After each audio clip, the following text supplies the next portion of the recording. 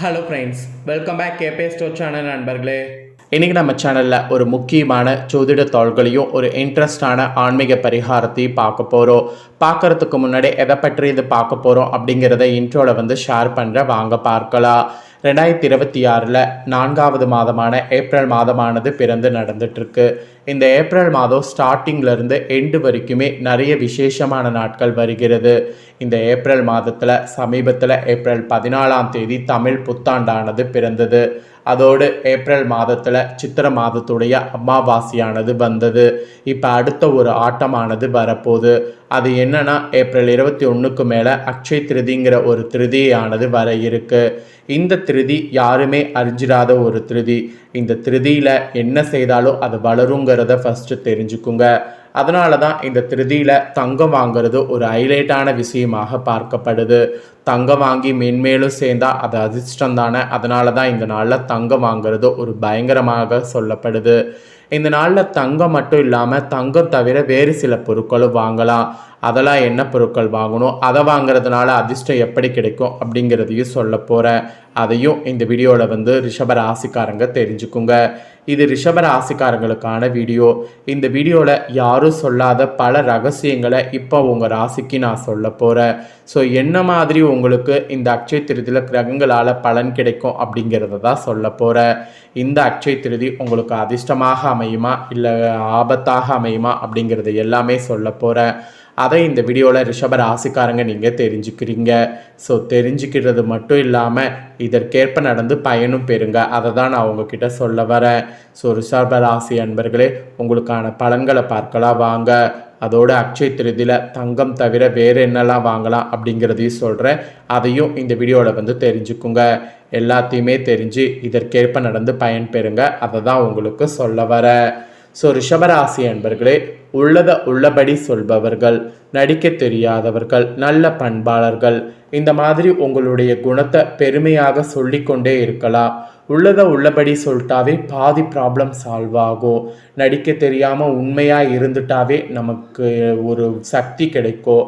நல்ல ஒரு பண்பாளராக இருந்தாவே நமக்கு பதவி, அதுக்கப்புறம் நமக்கு ஆசீர்வாதம் இதெல்லாம் கிடைக்கும். இதெல்லாம் கிடைத்தாவே நம்ம வாழ்க்கையில் பார்த்திங்கன்னு வச்சுக்கோங்களேன், பெருசாக நாம் கஷ்டப்பட வேண்டியதில்லை. இதெல்லாம் நமக்கு கிடைக்கிறதுக்காகவே நாம் ரொம்ப பார்த்திங்கன்னு வச்சுக்கோங்களேன் ஹார்ட் ஒர்க் போடணும். சரி, இதெல்லாம் ஒரு பக்கம் இருக்கட்டும். உங்களுக்கு சிறப்பு பலனாக இனி என்னென்ன பலன்லாம் கிடைக்கும் அப்படிங்கிறத சொல்கிறேன். சிறப்பு பலன்லாம் இனி என்னென்ன பலன் கிடைக்கும் அப்படிங்கிறத தெரிஞ்சுக்குங்க. ஃபஸ்ட்டு, உத்தியோகத்தில் இருக்கக்கூடிய உங்கள் ராசிக்கு குறிப்பிடப்பட்டிருக்கு. உத்தியோகத்தில் அடிக்கடி உங்களுக்கு அலுவலக வேலை நிமித்தமாக வெளியூர்களுக்கு செல்ல உத்தரவு வரும். இப்போ வெயில் சமயமாக இருக்குது, என்னால் முடியல அப்படிலாம் சொல்லி ரொம்ப நீங்கள் கவலைப்பட வேண்டாம். வேலை நிமித்தமாக வெளியூர்களுக்கு செல்ல உத்தரவு வந்துச்சா தாராளமாக போங்க, கவலை வேண்டாம். அவ்வாறு செல்வதன் மூலம் உங்களுக்கு பெரிய மனிதர்களுடைய தொடர்பும் அவர்களுடைய ஆதரவும் கிடைக்கும். ஸோ அந்த மாதிரி ஆதரவு கிடைக்கக்கூடிய சான்ஸாக இந்த டைம் யூஸ் பண்ணிக்கோங்க. கிடைச்ச சான்ஸை எப்பயுமே யூஸ் பண்ணிக்கிறது ரொம்ப ரொம்ப ரொம்ப புத்திசாலித்தனம். ஸோ கிடைச்ச சான்ஸை யூஸ் பண்ணலன்னு வச்சுக்கோங்களேன், அது நமக்கு பெரிய நஷ்டத்தை ஏற்படுத்தும். கிடைச்ச சான்சஸ் சின்னதோ பெருசோ கண்டிப்பாக அதை மிஸ் பண்ணாமல் பயன்படுத்துங்க. அப்போ தான் உங்களுக்குன்னு ஒரு இடத்த போக முடியும். ஒரே இடத்துல இருந்து நீங்கள் வாழ்க்கையை முடிச்சுக்கிறதுக்கு உங்களுக்கு கிடைக்கக்கூடிய வாய்ப்பை பயன்படுத்தி உத்தியோகத்தில் உங்களுக்குன்னு ஒரு இடத்த பிடித்திக்க பாருங்கள். ஸோ உங்களுக்குன்னு ஒரு இடத்த பிடித்திக்க இந்த மாதிரி நிறைய அலைச்சல்கள் இருந்தாலும் அதை பற்றி கவலைப்படாமல் இருக்கணும் என்பது உத்தியோகத்தில் உங்கள் ராசிக்கு மெயினாக சொல்லப்பட்டிருக்குங்க. நெக்ஸ்ட்டு, வியாபாரக்காரங்களுக்கு சொல்லப்பட்டிருக்கு. வியாபாரக்காரங்க நீங்கள் என்ன பண்ணணும் அப்படின்னு பார்த்தீங்கன்னா, கடன் கொடுப்பதை இந்த டைம் தவிர்க்க வேண்டும். கடன் வாங்குவதையும் சரி கடன் கொடுப்பதையும் சரி முழுசாக தவிர்க்கணும். ஏன்னு பார்த்தீங்கன்னா, இப்போ நீங்கள் கடன் கொடுத்தா திரும்ப வராது, கடன் வாங்கினா திரும்ப கட்ட முடியாது. அந்த ஒரு காரணத்தினால தான் இதை தவிருங்க என்பதை சொல்கிறேன். பழைய பாக்கிகள்லாம் போராடி வசூலிக்க வேண்டியது வரும். எனவே கொடுக்கல் வாங்கலில் கவனம் தேவை. ஸோ கொடுக்கல் வாங்கலில் எந்த அளவுக்கு கவனம் இருக்கிறீங்களோ அந்த அளவுக்கு பார்த்தீங்கன்னு வச்சுக்கோங்களேன் நன்மை உண்டாக்கும். ஸோ வியாபாரக்காரங்க உங்களுக்கு நான் சொன்னது புரியும்னு நினைக்கிறேன். ஸோ கொஞ்சம் கவனமாக செயல்படுங்க. அப்புறம் கொடுத்துட்டு பின்னாடி மாட்டிக்காதீங்க. இப்போ என் ஃப்ரெண்டு எனக்கு தெரிஞ்சவங்க அப்படின்னு கொடுத்துட்டு பின்னாடி மாட்டிக்கக்கூடாது. ஃபஸ்ட்டே ஒரு விஷயம் முடிவு பண்ணிக்கோங்க. கொடுக்கல் வாங்கல் வேண்டாம் அப்படிங்கிற மாதிரி முடிவு பண்ணிக்கோங்க. அதுதான் இப்போதைக்கு உங்களுக்கு வியாபாரத்துக்கு நல்லதும் கூட. அதுக்கப்புறமா குடும்பத்தை நிர்வகிக்கக்கூடிய தலைவன் தலைவிகளுக்கு சொல்லப்பட்டிருக்கு. குடும்பத்தை நிர்வகிக்கக்கூடிய ரிஷபராசிக்காரங்க தலைவன் தலைவிகள் நீங்கள் கைத்தொழிலான டைலரிங், அழகு நிலையங்கள், பொம்மை தொழில் போன்ற சுய தொழிலை ஆரம்பிக்கிறதா இருந்தால் ஆரம்பிக்கலாம். இப்போ நீங்கள் ஆரம்பிக்கிறது லாபத்தை ஈட்ட முடியும். அது மட்டும் இல்லாமல் நீங்கள் ஸ்டார்ட் பண்ணுற பிஸ்னஸ்க்கு நல்ல உதவியும் கிடைக்கும், ரெஸ்பான்ஸும் இருக்கும். மாமியார் மருமகள்கள் உறவுகளில் பிரச்சனை ஏற்படும். அதனால் அந்த பிரச்சனை ஏற்படாமல் இருக்க நீங்கள் ரிஷபராசிக்கார குடும்பத்தை நிர்வகிக்கக்கூடிய தலைவிகள் என்ன பண்ணுன்னா விட்டு கொடுத்து போகணும். விட்டு கொடுத்து போனால் கெட்டு போக மாட்டீங்க. ஸோ விட்டு கொடுத்து போங்க. விட்டு கொடுத்து போனால் நல்லது மட்டுமே நடக்கும் அப்படிங்கிறத நம்புங்க. ஸோ விட்டு கொடுத்து போங்க. ரொம்ப ரொம்ப ரொம்ப ரொம்ப நல்லது. அதுக்கப்புறம் கலைஞர்களுக்கு சொல்லப்பட்டிருக்கு. கலைஞர்கள் பொறுத்த வரைக்கும் உங்கள் உழைப்பினை போட்டால் நீங்கள் அதற்கேற்ற பலன் தாமதமானாலும் கிடைக்கும் என்பதில் சந்தேகம் இல்லை. ஸோ இப்போ நீங்கள் இப்படி செயல்படுவது வெற்றி உங்கள் பக்கம் வருங்கிற மாதிரி நம்பணும். ஏன் இதை நான் சொல்கிறேன்னா, நான் உழைப்பு போடுறேன், அதற்கேற்ற பலன் தாமதமாக கிடைக்குது, அதனால் எனக்கு இந்த வேலையே வேண்டாம், எனக்கு கடுப்பாகுது அப்படிங்கிற மாதிரி சொல்லி அதை விட்டுட்டு போகக்கூடாது. எண்ட் ஆஃப் த டே என்ன நடக்குங்கிறத பார்க்கணும். பொறுமை ரொம்ப முக்கியம். ஸோ வெற்றி உங்கள் பக்கம்தான் இருக்குது. அதனால் பொறுமையாக இருக்க கலைஞர்கள் முயற்சி பண்ணுங்க. அப்புறம் ஃபைனலாக மாணவர்களுக்கு சொல்லப்பட்டிருக்கு. கல்லூரியாக இருந்தாலும் சரி, பள்ளியாக இருந்தாலும் சரி, படிக்கக்கூடிய மாணவர்கள் உங்கள் சக மாணவர்களோடு சுற்றுலா செல்லும்போது, அதுவும் படகு சவாரி மற்றும் நீர் விளையாட்டுகளில் ஈடுபடும் போது சற்று கவனமோடு இருக்கிறது நல்லது. ஒரு நிமிஷத்தில் என்ன வேணாலும் நடக்கலாம். அதனால் ரொம்ப ரொம்ப ரொம்ப ரொம்ப கவனமாக இருக்கிறது நல்லதுங்க. ஸோ இந்த மாதிரி தான் உங்களுக்கு பலன்கள் கிடைக்கும். இதற்கேற்ப நடந்து பலன் பெறுங்க. உங்களுக்கு இந்த அட்சய திருதி நாளில் என்ன மாதிரியான விஷயங்கள் செய்யணும் அப்படிங்கிற சிறப்புகளை சொல்ல போகிறேன். அதை இந்த வீடியோவில் தெரிஞ்சுக்குங்க. சித்திரை மாதத்தில் வளர்பிறையில் வரக்கூடிய திருதியை தான் அட்சய திருதி என்று அழைக்கப்படுது. அட்சயம் என்றால் வளர்வது, பெருகுவது என்று அர்த்தம்.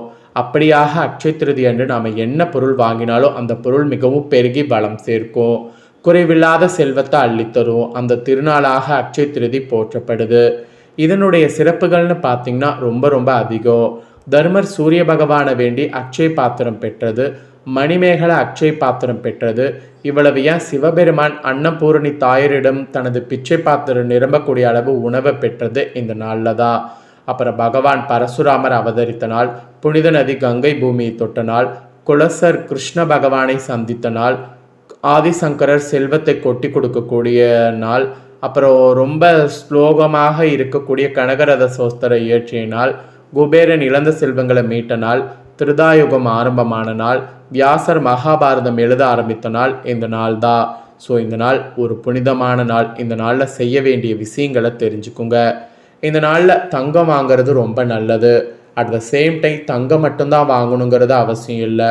உப்பு, அரிசி, ஆடைகள் மற்றும் விலை உயர்ந்த எந்த ஒரு பொருளை வாங்கினாலும் அது இந்த நாளில் வாங்கிறதுனால பல மடங்கு பெருகும் என்பது ஐதீகம்.